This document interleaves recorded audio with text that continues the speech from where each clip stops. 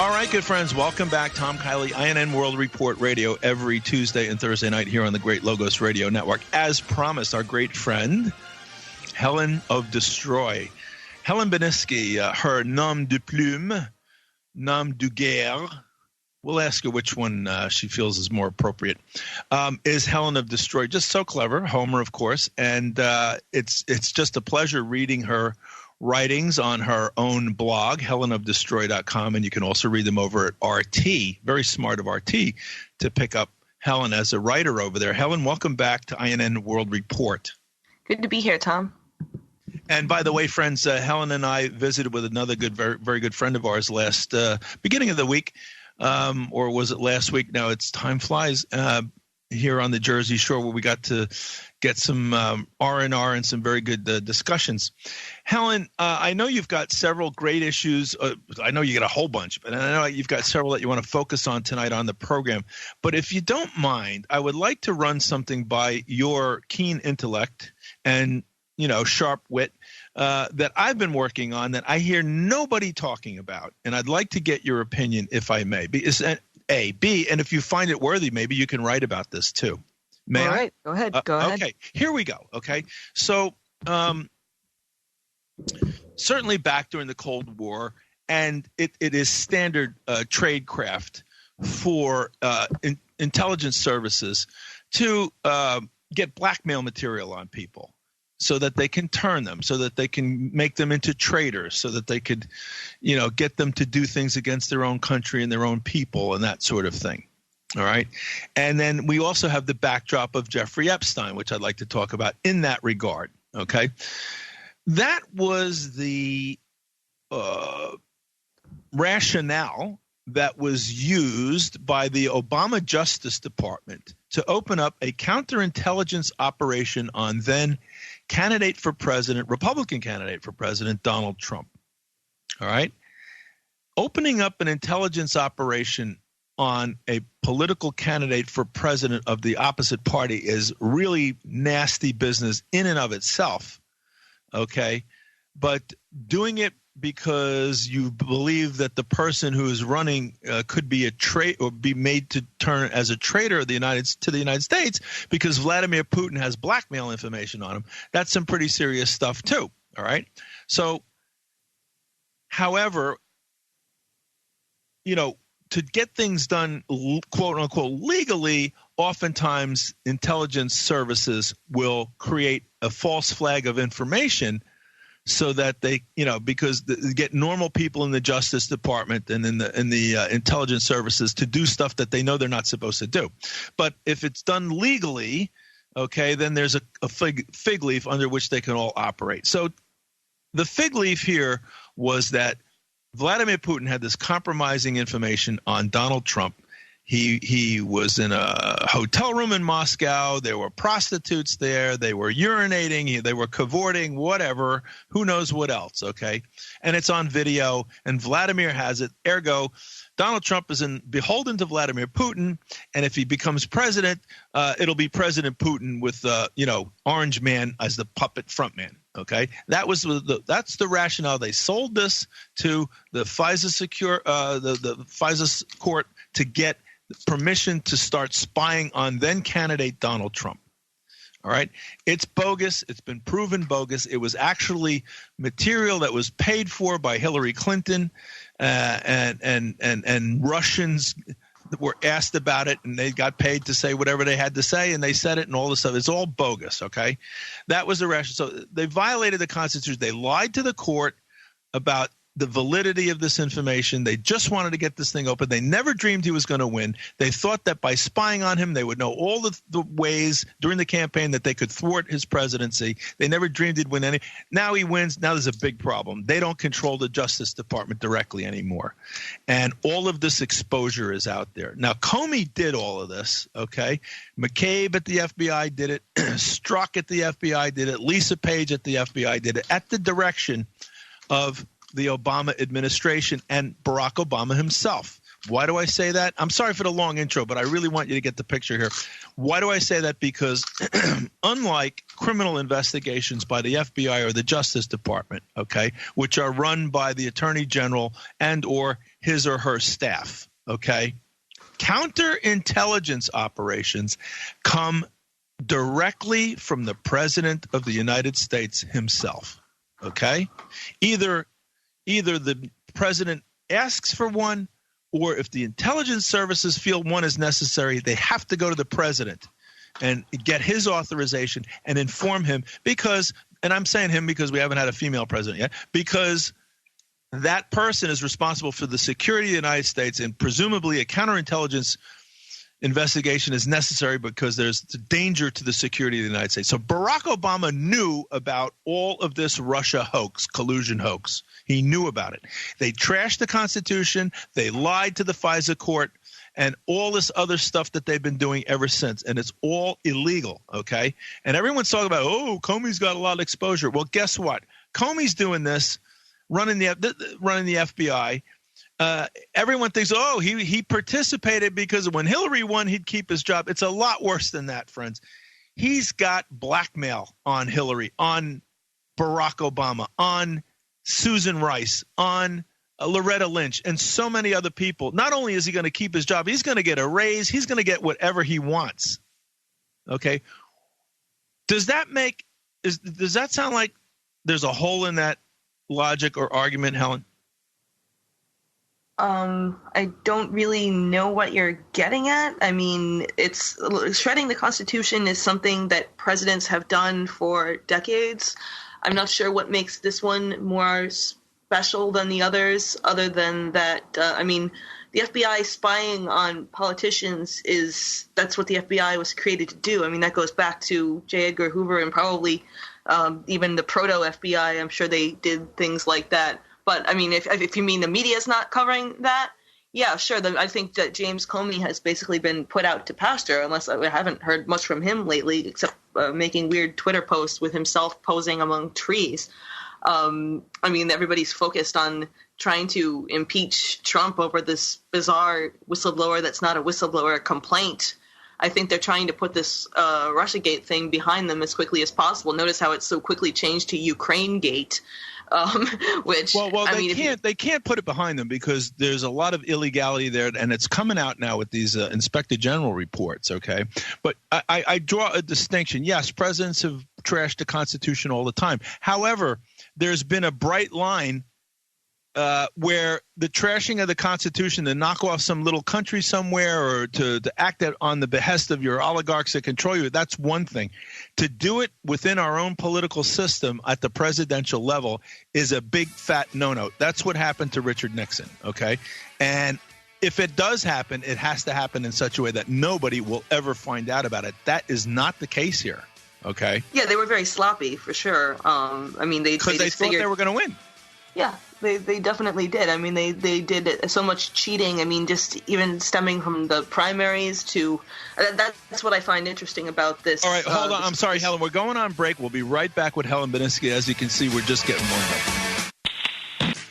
All right, good friends. Welcome back. Tom Kiely, INA World Report Radio. Helen Beniski is here with us. Helen of desTroy.com. You got to go there. If you haven't been there yet, go there. You will really enjoy, be informed, and Helen not only does great research, she writes very well, and frankly, she could be a bit cheeky sometimes as well. And all of that shows through on our website. Maybe we can even get a little cheek out of her tonight. And she also writes for RT. So there you go. Okay, so what else do we need? It's a great alternative, I think, site, both media and web news. So, Helen, I'm sorry for this long, drawn-out thing here, okay? But this is really, really big. I don't hear anybody talking about it. Well, this is because it's just nobody in the mainstream media is going to remind their readers that there was any sort of malfeasance going on around the election. And they've tried to do this bait and switch where instead of Russiagate, now it's Ukraine-gate, and he talked on the phone with a world leader, and he made noises like he maybe wanted the leader to do something. It's like, why would you talk on the phone with a world leader if you weren't trying to at least encourage them in some direction? But this idea that there was we were talking about during the break that they got more than they bargained for when they begged for the release of that phone transcript, because here they're expecting to hear Trump giving a quid pro quo with Zelensky, the president of Ukraine, and instead they get, oh, hey, that CrowdStrike, that server, that Democratic National Committee server, the one that had evidence of the quote-unquote hacking, can you find out where that is? And the mainstream media were just like, what? We thought this was gone. We thought this was swept under the rug. And no, it's not. And oh, no. I saw all these pieces pop up, Vice magazine and all these other places saying, what is CrowdStrike? And why does Trump care about it? Oh, it's nothing. It's this weird little thing that nobody cares about. Move along. It's not relevant. No, nothing to see here. Nothing to see here. It was really funny. Yeah, well, and I certainly want to go into that, the latest incarnation of this desperate attempt to shut down Trump before he really starts to expose the perfidy of the Obama administration and this particular branch of the globalist bootlackeys that are entrenched in government and also known as the deep state. But I don't hear alternative voices talking about this either, okay? Again, it's very important to consider that the operating concept in the whole operation against candidate Trump and then President-elect Trump and then President Trump, you have to come up with a rationale to break the law, okay? If Trump, shot somebody in the street, you don't need a rationale. Everybody knows it looks like he broke the law. We got to try him, blah, blah, blah, blah, blah. All right, but to get the whole thing was to get spying in legally on the presidential campaign of Donald Trump, and then in his transition team after he was president-elect, and then in his White House, okay? And they didn't want to do the Nixon route. The Nixon route was he outsourced that, okay? He got retired FBI guys and CIA guys to do that, all right? The Obama people and the Clinton people and the never Trump Republican people are so arrogant that they felt we own the deep state, we own the show, we control all the action. We don't need to outsource this. We can let our FBI do this as if we're a banana republic, okay? Because we're so powerful. Well, because we're so – well, that they know it. We don't, okay? Because we're so powerful. We control all this stuff. Nothing's ever going to come back to us. This guy Trump is going to go away. He'll never win. Nobody will ever find out about it, all right? And all of that is blackmailable, okay? All of the higher-ups that participated in that, and a counterintelligence operation has to come from the President of the United States himself, and therefore his national security director. There are meetings that they discuss this in, and it's probably Biden as well, probably Hillary as well, certainly Susan Rice, certainly Loretta Lynch. They all knew what was going on. And do you remember the CYA, the cover your ass memo that Susan Rice wrote in the very last moments in her job as Donald Trump was being sworn in? Do you remember that memo? No. Oh, my goodness. You got to look up Susan Rice and her memo, okay? So this is huge. This is huge. And it goes right to the heart of what I'm talking about, okay? Susan Rice is like gobsmacked, as the Brits would say, okay? Donald Trump is being sworn in. This is the worst possible nightmare. They just trashed the Constitution in full belief that this guy never stood a chance, and now he is going to be in control of the Justice Department, and all this stuff could come out. So she writes a memo to self. She writes a memo to self for the file. Everything we did was perfectly by the book, and President Obama was in on the whole thing. Who does that? Somebody who's trying to write up an insurance policy. I mean, the reason that this blackmail thing works in many of these cases is because everybody's blackmailing everybody else. There's nobody who's got clean hands here. I mean, it's not like somebody's going to come out and tell the whole story of what went on. I think that one of the reasons that but you're Helen, not seeing many people in the alternative media covering this is because that's precisely why you can't let an outsider in, because everyone's blackmailing it. Everybody everybody's got everything on everybody. Yeah, that's why you didn't see Obama prosecuting Bush. That's why you didn't see, well, I mean, you're not seeing Trump, despite his lock her up, you're not seeing him prosecuting Clinton or Obama or any of that. Well, the thing is, you say that Trump is an outsider, but the problem is that he's surrounded himself with all of these insiders. He might as well be one of them. It's not that they want him. It's not that they can control him. No, but, it takes a long time. He's cleaning it out. He's cleaning it out slowly. Doing it slowly, it's almost as if he's not doing it at all. Well, let's see. I mean, we've got all of these investigations. This is going to be really the big test. William Barr is the quintessential insider. He saved the CIA's butt when the CIA was almost getting dissolved in the aftermath of Iran-Contra. That was William Barr to the rescue. Who does Trump choose for his attorney general? Who was it before that? Who before that? Who did that function to save the CIA? Who saved the CIA? Bush, right? I mean, George Herbert Walker Bush, after the church investigations, Frank Church, and the Rockefeller. What that necessarily has to do with anything, though, because Barr is the quintessential insider, and you're saying that Trump is going to clear out the insiders. He's got the big insider guy right there. Barr is not going to stab his co. Well, I wouldn't get my exercise jump at the conclusions. Something's going to happen. The question is, how deep will it cut? And I've spoken about this at length many, many times. When the deep state has this kind of exposure, last time, you're right, I think Iran-Contra, a little bit about the war in Iraq and that sort of thing. Okay, they get to a certain point where, all right, how do we maintain? All right, what do we do for damage control? Who are we going to throw to the wolves? Okay, how are we going to cut this thing off so it doesn't go all the way up the totem pole? The last time that really happened, there was no alternative media. There was no internet, okay? And so I think that it's going to go a little higher up the totem pole than it usually does. I'm under no illusion that it's going to go all the way up the totem pole, but it could cause a serious dent in the deep state. And Barr's an insider, but Barr, because he's an insider, it may be his job to see, okay, we got to do something. We got to give him some red meat, but how high up the totem pole? Why would he turn around and stab the people he's been conspiring with for decades in the back? That doesn't make any sense. I mean, because if he has to. If he has to. Why does he have to? Because it can't be hidden. B, you presume that none of these people in the government, that they're all on the same page. I don't. I think that there's a battle going on inside. I think we're at a point now where patriots, dare I say the word, there are patriots within the system who are at that divide now. They're being bayoneted. You got to go switch from nationalist to globalist. Otherwise, you're in trouble. And I think, this always happens. There's no permanent one direction for politics or anything else. It goes up, it goes down.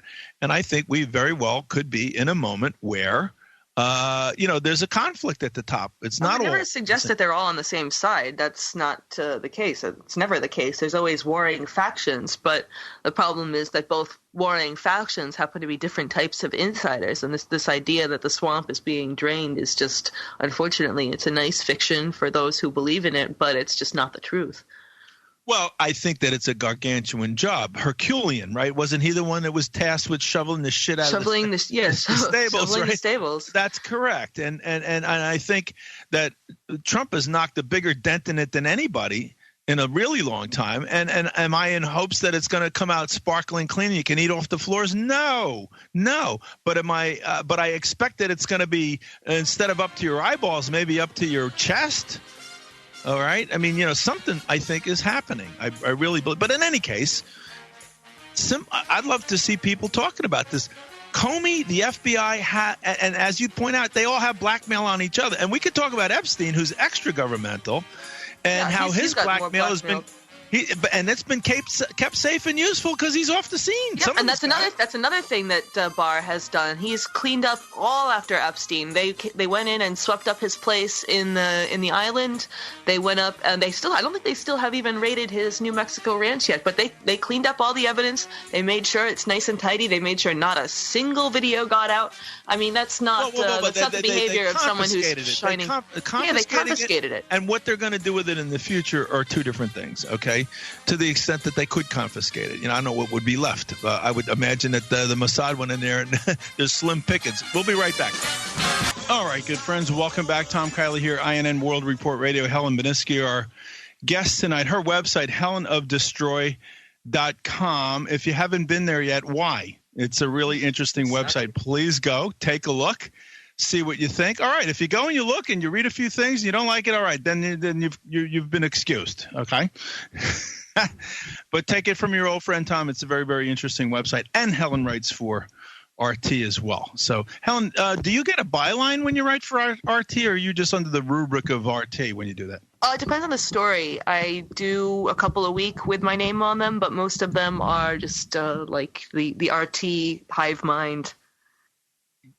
Interestingly, I found you can actually search my name on the website, and even the unsigned pieces will come up. So if you're interested in seeing everything I've written, that's a way you can do it. Or you can go to my website. Don't you send any of that out on an RSS feed or anything like that as well? Well, I mean, I post them on my website at the end of the day. I mean, at the end of the week, rather. I post all the stories I wrote for that week, and then I usually tweet them. If you go to Twitter /Velocirapture23, VELOCIRAPTURE23. That's my Twitter. I didn't know you were born again with that rapture stuff. No, it's more of just a clever wordplay. I'm a shameless slave to clever wordplay. What can I say? Well, that's why we love you, and that's why you're on the show. Okay, so and I'm trying to be a little cheeky myself with Rapture, but I guess that didn't go too far. So, but I'm bummed. Meanwhile, moving right along. Okay, so I'm sorry. I just wanted to get that point out there. I don't see anybody, even in the alternative media, talking about it. I think the reason you don't see anybody in the alternative media talking about it is that we're all so sick of Russiagate and so sick of this story that none of us really feel like writing another article about it. I mean, you're right. It is an important point. It should be talked about, but it's like people are really tired of this beating this dead horse, and I think that that's one of the reasons why they're reluctant to go. And plus, like I said, like blackmail is sort of so ubiquitous, especially after the Epstein story, which everybody was, of course, writing a lot about, because that really, I mean, it transcends governments. It it involved people in at least 3 countries, probably a lot more. That was like, if you're going to write a story about blackmail, that's obviously the one you want to write, because it's a lot juicier. But I disagree. I think that it's just a little bit beyond their pay grade to figure this out. Sure, there's blackmail on everybody. It's a Mexican standoff. They're all pointing guns at each other, and that works as long as it's a closed circle. You get a Trump in there, you get somebody who they don't have the blackmail on, or don't play this stuff. Homie, don't play this. And it becomes very desperate. And that, I believe, explains the desperate actions that you see. They got to stop this guy at all. I mean, I wouldn't be surprised. They've tried character assassination. They're going to try to block him. I think they're going to try to steal the election. It has to be huge. They may not be able to do it. If he pulls a Reagan, where Reagan squeaked in his first term and won by a landslide the second term, it'll be too big to steal. Then they'll go to the, what they tried on Reagan as well, the bullet, I think. I hope that doesn't happen to anybody, but they have so much at stake here. And this is why also I believe you don't hear Obama saying anything about this. What can he possibly say? We're about ready to – He's been very silent. He has been. He refused to even speak Trump's name for a long time. I don't know if he's started doing it now, but he wouldn't even say Trump's name. He's so he's a little he's painted in a corner. He can't say anything because it's a few reports short of bursting the whole thing wide open. And then don't forget, Comey can always say, "Hey, you know what the hell? You think you're gonna set me up with else?" No. I did. Everybody knew what I was doing. You may see people dropping as well. Arkansas did. Yeah, I'm surprised there haven't been more of those. Honestly, I mean, she's still up and running around. I'm surprised she hasn't taken care of. Maybe no, she wasn't involved in the Epstein thing. Never mind, I take that back. Her husband was, I guess. Okay, so all right. So no, I didn't mean involved in that sense. I mean, I don't think that she had anything to do with killing him. Well, I don't know that he's dead. I mean, I think that's true. That's perfect true. Exfiltration. Don't forget that what transpired, whether he was killed, took his own life, or he just is in the witness protection program for the elites, right? along with that guy Ken Lay who used to run Exxon. Remember that? He's on a hunting trip out in the middle of nowhere. Yeah. So and a few other people. No matter what, the operative concept there is blackmail material is still safe. Yep. In the hands of somebody. Yeah, that's right. They're still using it. Well, I mean, it's much too valuable. I mean, if that were to get out, they would have no way to pressure people into continuing to feed 3.1 billion of taxpayer dollars into the maw of Israel anymore, and that would be terrible.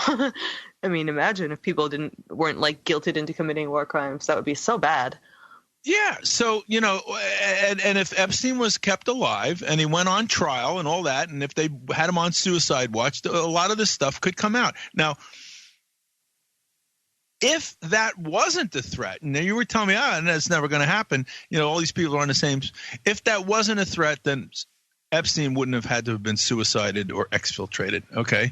They would have just done the Palm Beach thing. But what happens is in all these cases over history, the hubris gets to be to the point where they get sloppy and the people just come out with the pitchforks and torches. And that is an axiom. Okay. That was the point. No, that was the point of the Epstein exfiltration, though. I mean, the Epstein fake death, though, is to give a pressure release valve so that there aren't going to be pitchforks and torches. They wanted the people to feel that, we finally got one. We finally got this evil guy who's going around and sexually assaulting or abusing or whatever our daughters, and so he can't just do this without any punishment anymore. We finally we've made our voices heard, and now they're going to calm down, and there's not going to be so much urge to punish the elites because they finally got one. Well, look, all right, what does this tell us? It tells us that they are still concerned about the pitchforks and torches. Otherwise, it wouldn't have gone through any of that, okay? They gauge that there's some danger there, okay? So they ameliorate the situation with the whole Epstein thing. However, where is it written that this pitchfork torch anger is only directed at Epstein? It's directed at the whole damn lot. Of course, okay? But Epstein was a scapegoat. Epstein was a stand-in for everybody's Epstein rage. Was extra governmental. Okay, he was governmental in the sense that I'm sure he was Mossad all over the place. Okay, but as far as the U.S. government goes, this is qualitatively different. He's not J. Edgar Hoover with the blackmail. J. Edgar Hoover was inside the government, not extra governmental. Okay. Obama. Acosta did say that he belongs to intelligence, and that was a U.S. person telling him that. So it might have been. My theory was that he was involved with Mossad and CIA. I think that a lot of people have been saying something to that effect. But right. Acosta was told to lay off him because he was and. That's inside baseball, okay? Acosta doesn't come out at a press conference 10 years ago when all this happened and say, okay, friends, I'm going to let him walk because I've been told he's part of – he says it now when he has to, okay? But it's inside – and this is why, the Internet's around now. It was not around during Iran-Contra, and people are getting information out. And I think it's emboldened people at the top. I think there's a war going on at the top, and I think there's a revolution going on. And I think that the powers that have held sway for a long time are threatened, and they're playing it out with their media that they own and their politicians that they own. But, there's cracks, and hopefully stuff can go through those cracks. So the latest assault is this whole fake treason that Trump did from the whistleblower. You want to talk about that? Yeah, I mean, it's a shame. Like these words like freedom or democracy or now whistleblower, these words that once had a noble meaning and actually stood for something, a principle, like a whistleblower, somebody who's seen something so horrible or so morally objectionable that they must come forward. This is a guy who didn't even hear the phone call. He just heard about the phone call. And now all of a sudden, all the people who were silent when New York Times was sliming whistleblowers like Chelsea Manning or John Kiriakou or any of these actual whistleblowers who actually worked for the government and actually heard and saw things firsthand that they couldn't deal with anymore. Those New York Times could slime them all they want. But now when this guy comes forward, how dare Trump not let this guy tell his story? Oh, no, let's forget about Julian Assange. Forget about WikiLeaks. Oh, how dare Trump try to stop this whistleblower from telling his truth. Well, telling the truth that he heard secondhand. Or was it third hand? We're not really sure. It's embarrassing. How dare you? How dare you? Yeah, how dare you? Oh, get the Greta no. clip, Deb. We need the Greta clip, Deb. How dare you? How dare you? Greta is the latest in a long stream of religious icon children who are just if you have a poorly cobbled together propaganda narrative that you really want to shove down people's throats, but you can't risk anybody questioning it because that would be really bad because it would be falling apart pretty soon. You need to put a child there, and that's where Greta comes in. And well, I didn't want to go to her right away because I thought you were on a roll. If it's time to segue, that's great. If you want to go to Joan of Barf, we could do that, I like the idea of going to Joan of Barf. I think that everybody's talking about impeachment and whistleblower right now. I think our listeners have probably had enough and could use a little bit of recreation right now. Comic relief. Yeah. No, it really is bad. It's this whole idea of flying shame that they're trying to sell, like this idea that you're supposed to be ashamed of flying on an airplane because it uses so much carbon, when she herself has had these aides come and fly her yacht back to Monaco, where the royal family who owns it can keep it nice and cozy. And it's like, you would have actually used less of that carbon that you love so much or hate so much if you had just flown yourself. But no, we can't do that. That would be not a photogenic stunt at all. All these people like DiCaprio and crowd that take their private jets and yachts to Sicily for the save the world climate. What a terrible joke. We only have about 40 seconds, so keep that in mind before we go on break. Yeah, bring out your pitchforks, but make sure they're organic. And make sure that the hay that you're pitching with it is non-GMO. Yep, that's important. The Green New Deal has a lot more stuff to it than we thought. So yeah, Joan of Barf. It's I don't understand why they think that they're lowering now to a child wagging and trying to. There was fat shaming. Now we've got steak shaming and jet travel shaming. Flight shaming. It's flight shaming. We'll be right back with Helen just after this. Good friends, welcome back. Tom Kiely here, INN World Report Radio. Helen, that allegedly Chinese expression, may you live in interesting times. I mean, this is pretty interesting. I'll say that, and not only is it, for a whole bunch of reasons, but I get a sense of optimism, actually. I think that nothing stays up forever. Things have to, even things that go for thousands of years, what goes up must come down. Yeah, it's just what else comes down with it and who it takes with it. And right. I don't know. I can't quite be optimistic in a time when the control grid is tightening and they're trying to implant thoughts in your head with 5G and Neuralink and all of this other these brain implant stuff. Facebook just bought a company that allows you to control computers with your mind if you get this implant, of course.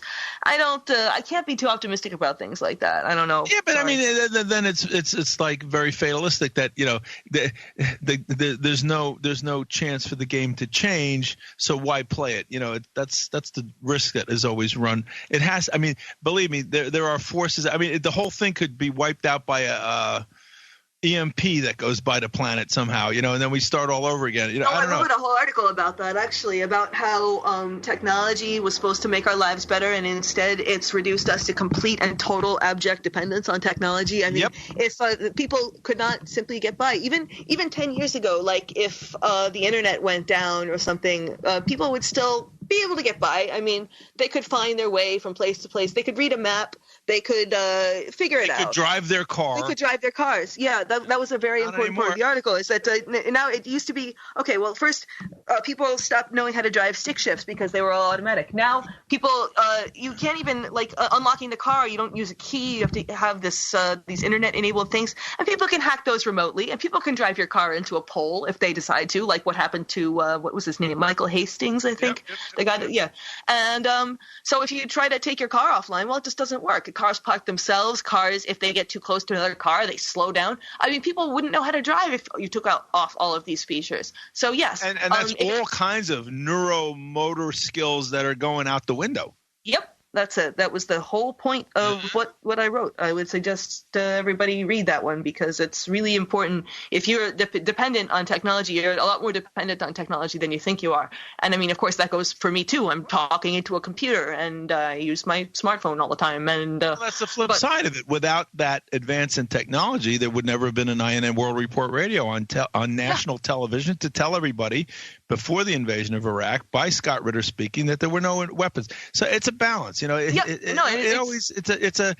like an inchworm. You know, there's progress and you go backwards, and progress and go backwards. You know, I mean, technology can be a tool for liberation, very much so, but you can't let it control your life, and you have to, I think, keep in mind at every moment who is controlling the technology that you're using, who owns it, who has developed it, and for what purpose. I mean, the internet was developed as a surveillance tool. So, like, I mean, I think the internet was developed for, military. Counterinsurgency. No, I thought that it was developed for military people to share what they're working on across vast distances and stuff. Yeah, that was what it turned into. But I mean, read Surveillance Valley by Yasha Levine. He really lays it out in a way that I don't think a lot of people. And the other thing is, I mean, you know, the universe itself has mechanisms for dealing with all this stuff, okay?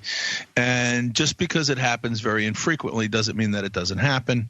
But, if you study not just history but philosophy and, we're focused here on the gross material side, but you know me, I'm always trying to balance that with a spiritual perspective. Multiple philosophical systems around the world claim that individuals can show up at specific times to unclog a lot of this stuff when it gets too imbalanced, when it gets too evil, and these people effect change. And when most people's names are never uttered again 5 minutes after they die, there are some people whose names get uttered for millennia, and not always in vain, because there can be super intelligent beings that incarnate in here, and the system doesn't know how to deal with it, or they'll try to kill them or whatever, but they have an impact, and there's always that at play too. So it's nothing is always going to be one way, up or down, black or white. There has to go back and forth, because if it doesn't, no one's going to want to bother incarnating here. What's the point? Of course, but you don't know which side you're on. Which side of the wave are you on? I mean, you could get the section of the wave that's really not the section that you want. And I'm not saying that this is the section that we're in. I really don't know, and I certainly wouldn't become fatalistic about it and stop fighting. Obviously, the whole point of doing this is fighting and trying to get the information out there and trying to. And you are making a difference. You are making a difference. Knowledge is key to all of this stuff. So, you're not as fatalistic as it sounds, because otherwise, why would you bother getting out of bed in the morning to write all of this stuff and do all the research? It would be ridiculous. You have a belief that it's going to make a difference. True. Yeah.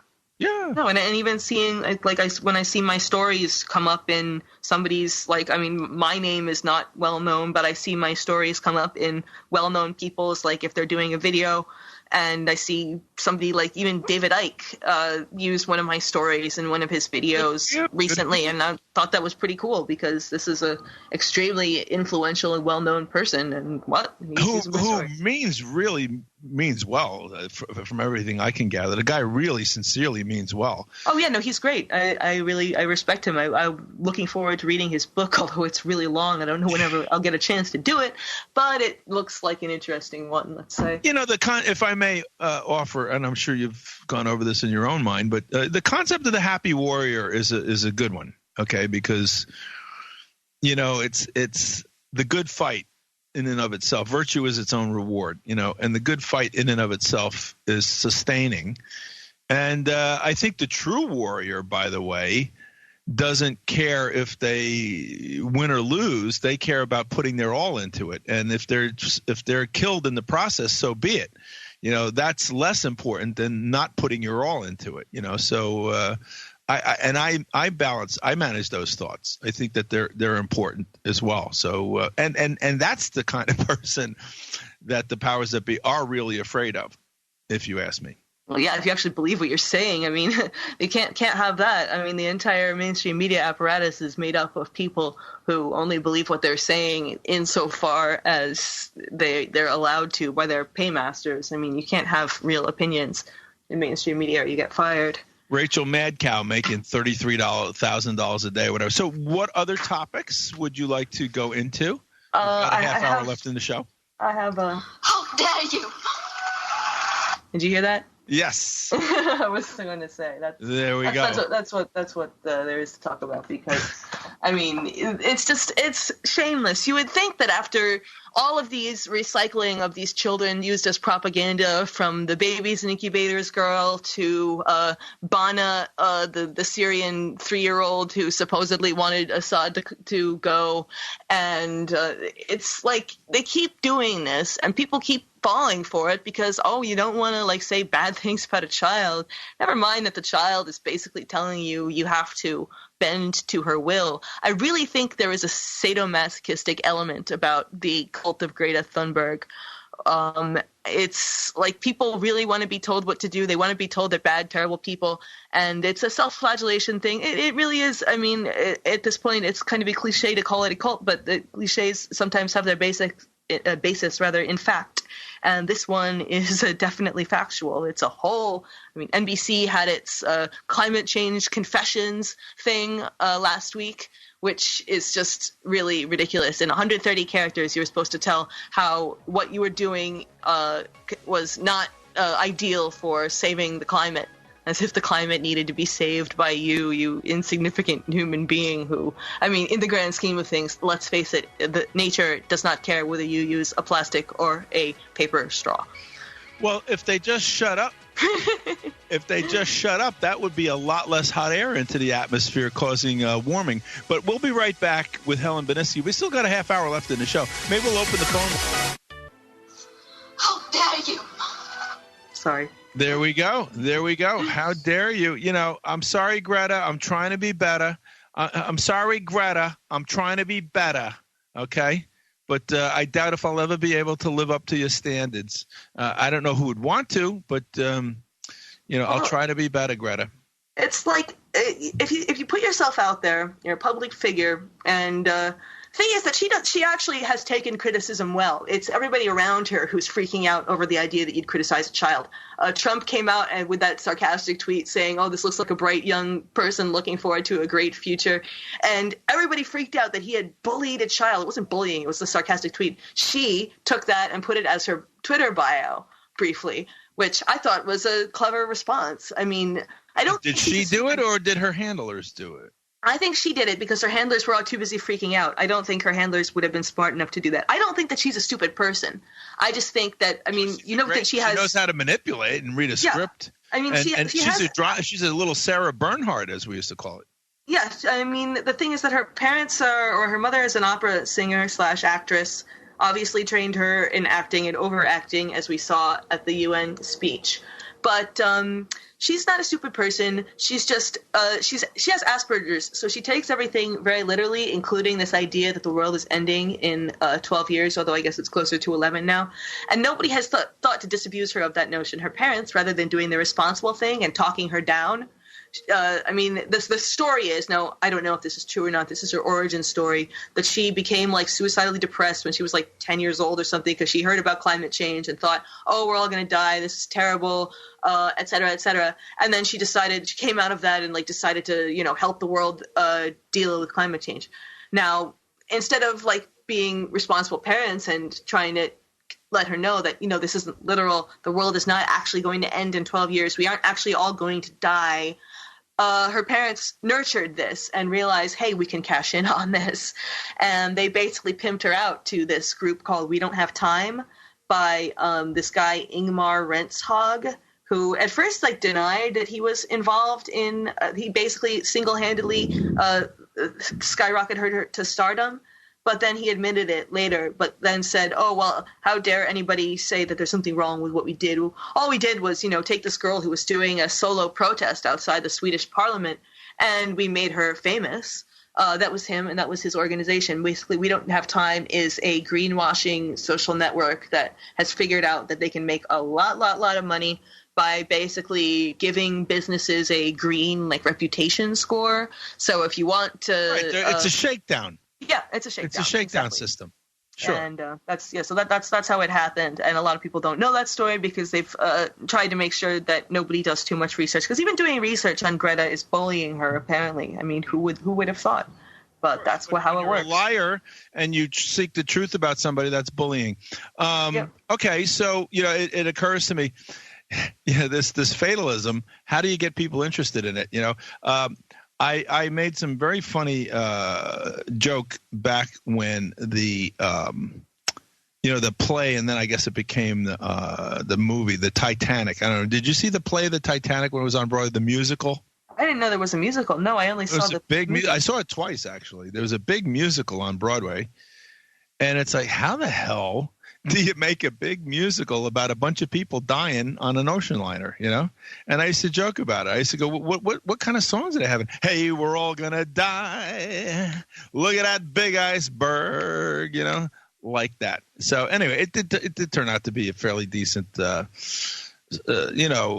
Sketch in heroism and that sort of thing, but facing arduous circumstances and all. But same thing with this whole climate change stuff. I mean, it's a fine line. You push it too hard, and so what's the point in getting out of bed, much less protesting? Yeah, that's what I don't understand, is because they're trying to say, oh yeah, it's so terrible and everything we're all going to die in 12 years. Well, then in that case, what exactly can we do to fix it? Right. I mean, if that's really true, which obviously it isn't, the world is not going to end. Or something? I mean, should we like it's 1999 or something? Actually, it's a guy McPherson, who's a climate scientist who really does think that we don't have a lot of time left. I don't think he even thinks we have 12 years. But his view is that, well, you need to make peace with your loved ones and find a way to spend these last few years because we're not going to be around for much longer. Now, I don't necessarily agree with his outlook there, but if there was only 5 years left, he would have the right idea. Well, Earth to Guy or whatever his name is, you need to be making peace with your loved ones in any case because you're not going to be around forever. This reminds me.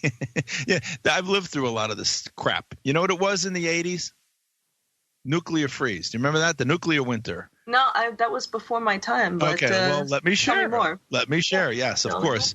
And I think it came from the Soviet bloc. But there was this big huge propaganda that children were out there in the streets and all this stuff, and they were anti-Reagan and all this stuff. And it was the nuclear freeze movement, and, you adults are going to ruin my world. Just, how dare you? Like that, all of that stuff. And it was a big fear thing, and it was just a big thing to get the kids out into the streets and all that stuff and try to put pressure. It didn't work. And in fact, it backfired. Reagan actually made peace with the Russians over this kind of stuff. So have you ever spoken with the Jehovah Witnesses that come around? No. Okay. Well, you should sometime. It's a lot of fun. Hold on.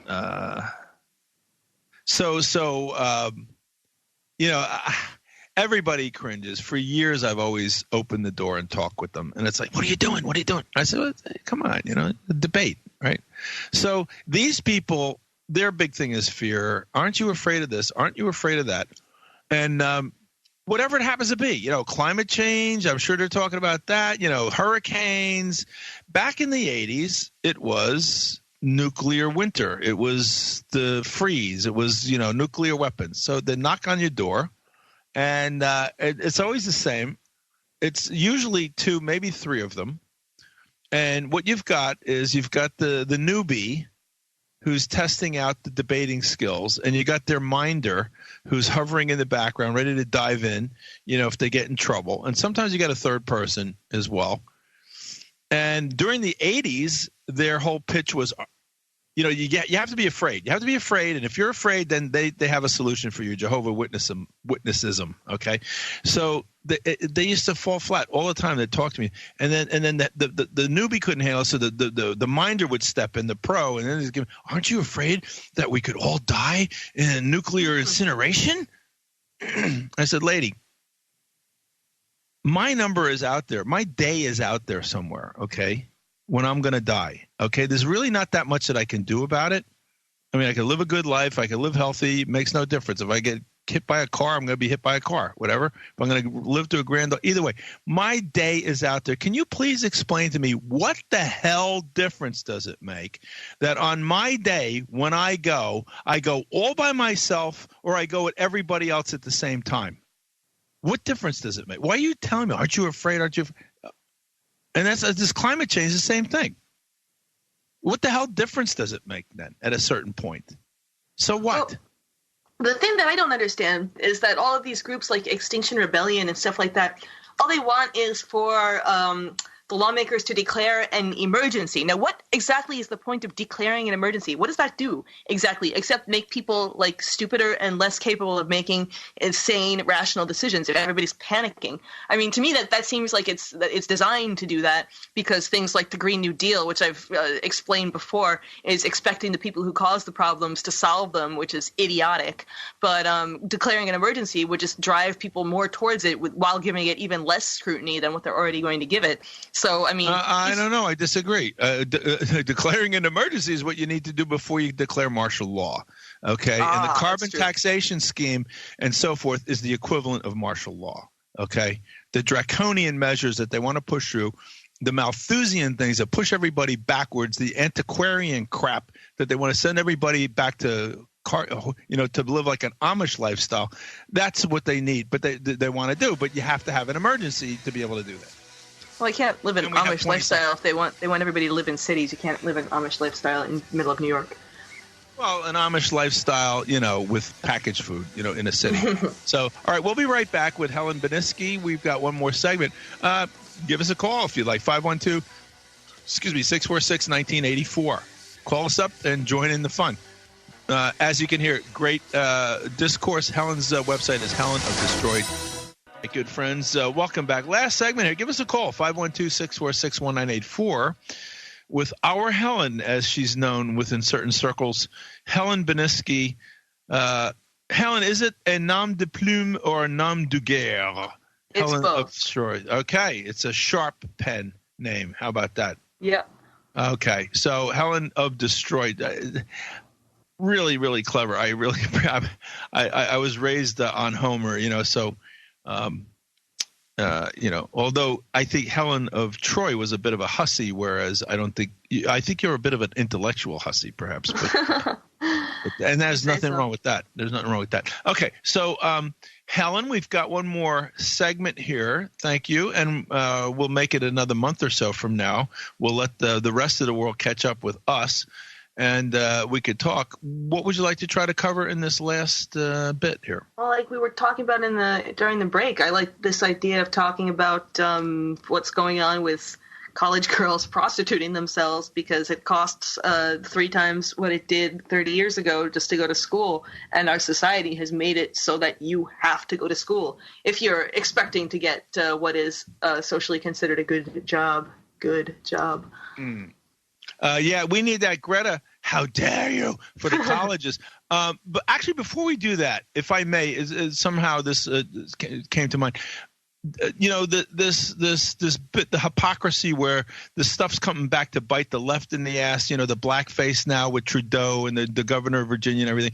Did you hear that Leonard Lopate, the NPR icon for New York City, was let go because of alleged sexual harassment? Yeah, that happened a long time ago. It did. Do you know anything about that? Not really. I know that he ended up doing some work for Gary Null, actually. I think he did an appearance on, or Gary did an appearance on his show or something like that. Right. I know that it was one of these things, or at least from what I heard, it was one of these things where it was not something that would have been looked upon as strange 40 years ago, but it was one of these things that in retrospect they did. I don't – what exactly was he fired for again? This is what I'm asking. We'll go right back to the other subject because it's very important, but it's somehow the two subjects reminded me of each other. First of all, I thank God he's not around. I've always found Leonard Lopate to be really obsequious, so. Yeah, he's boring. He's just boring just really, slathers to people. Yeah, he's slimy. And to power and everything else, and thinks so highly of himself. But yet, He's like a male Amy Goodman. Oh, much worse, much worse. I mean, Amy Goodman wishes she could be as obsequious as he was. He is. Yeah. She gets pretty obsequious. Yeah, but she at least tries to do it in a way that projects a lack of self-awareness while she's doing it. But try as I might, I couldn't find the details of Leonard Lopate's sexual indiscretions with fellow workers.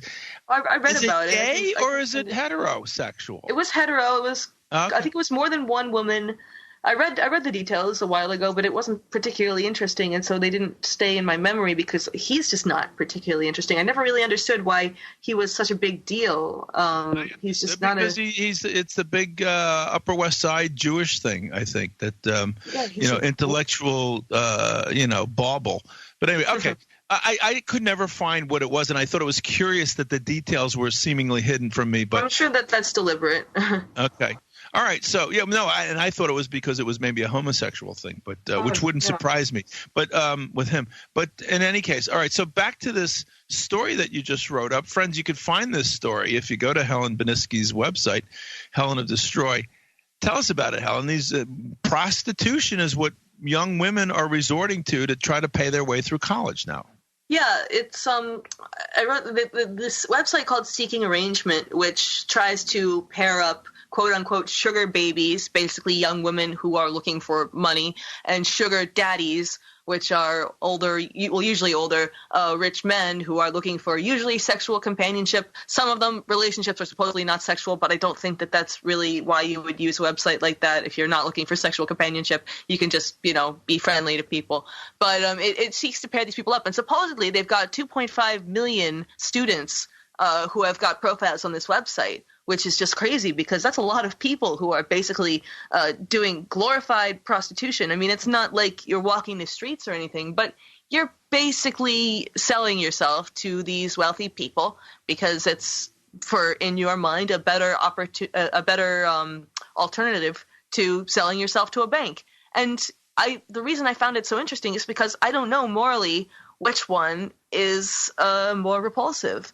I certainly wouldn't want to do either, but I've never been in a position where I had to, and so I don't know which one I would choose. And I think that a lot of people, unless they're in that position, they wouldn't necessarily know what they would choose either, which is why I just found it was a very interesting topic. I mean, I actually didn't think of this one. Somebody sent it to me and said, can you what can you come up with on this one? But yeah, that there's 2.5 million people in this country who have decided that they would rather that we know of, at least. That's right. Rather than the ones that are meeting people in executive bars or something like that. And the other part of it is that a lot of these relationships still exist but aren't formalized in this way. So, right.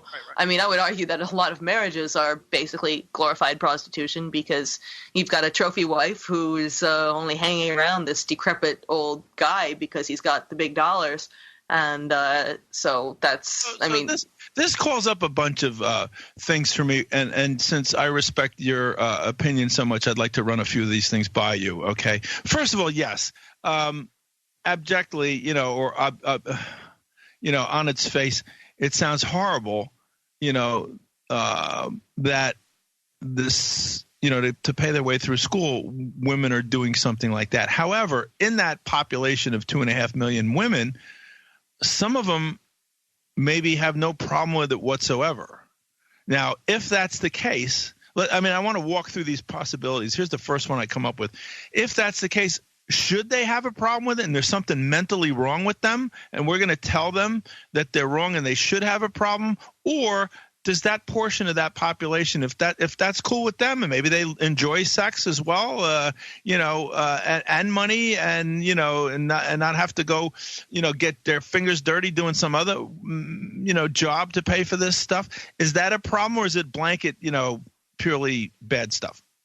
Yeah, that's one of the interesting questions is that, is this just old school morality that is, out of touch with modern everything has been sort of commodified in our lives in this neoliberal reality in which we live.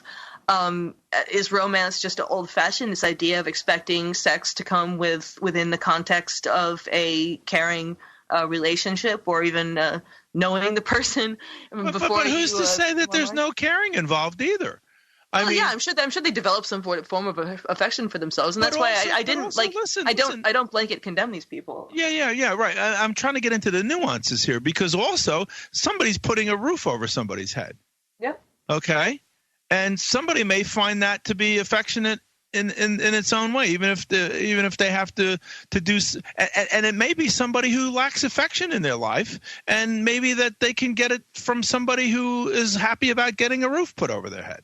Yep, that's exactly it. These people go onto the site that the rich ones do because they're lonely. They get something out of it, and the women get something out of it. So right now, I don't think that's the case at all. I mean, women who do this and feel terrible about it, and vomit afterwards, and flagellate themselves, and all that's different. Requiem for a Dream. That scene from Requiem for a Dream where the girl is meeting with her psychiatrist in order to get money, and because she has to give him a blowjob, and then it shows her fantasy in her mind. They're sitting at the dinner table, and in her fantasy, she takes the fork and she stabs it into his hand. Yeah. She screams at him. I never saw that film, so I'm not sure about it. But okay, so look, so I'm trying to say, out of 2.5 million people, there's probably a spectrum. All right. So is it? If these were just guys who could do whatever they want with whoever they want, that's funny. But I suspect a lot of them are looking for affection and they have to buy it. Why can't they get affection in our world without buying it like that? You know what I mean? I guess is a question. That's another question. I mean, if they're looking for a younger person because they're getting on in years and they're not able to find any young woman willing to give them the time of day. That could be it. And we're running short on time, so I'm going to jump. And then there's the whole concept of mentoring. All right. And it's very popular, I think, in the gay community. It's very common for an older gay man to take a young gay boy under his wing when such a boy is going into a whole confusing new world and somebody who knows how to navigate that world, and that sort of thing as well, proteges, whatnot. So, yeah, and the site also has sugar mamas, and the sugar babies aren't necessarily women, so there are homosexual relationships. So finally, and here's a movie for you, sort of like an offshoot of Pretty Woman perhaps, but what about if somebody who had the money did their research in that population of 2.5 million and found what they consider to be an ideal person and said, okay, here we go. You and I are going to enter into this arrangement. There's going to be no sex. I'm coughing up my money for you to go to school, and I hope you do really well. I never had a daughter or whatever, and I want to see somebody do well, and I can afford it, and I want to protect you from having to have sex. How about that? And I'm sure some of that happens too. Yeah, that would be the sort of Hollywood warm, fuzzy, family-friendly version, and I'm not saying that doesn't happen. It just seems, I mean, in our super alienated society where, like, just showing that kind of affection to someone would be looked upon as really, really weird. All right, listen, we only got 20 seconds, so I'm going to bring us out. Thank you so much, Helen. And by the way, that spectrum of possibilities doesn't mean that we endorse any of them. We're just philosophizing. Helen of desTroy.com. Go there, read, and Helen will be back in about a month, Helen? Yep. Thank you so much. Good night. We'll see you on... Have a good night.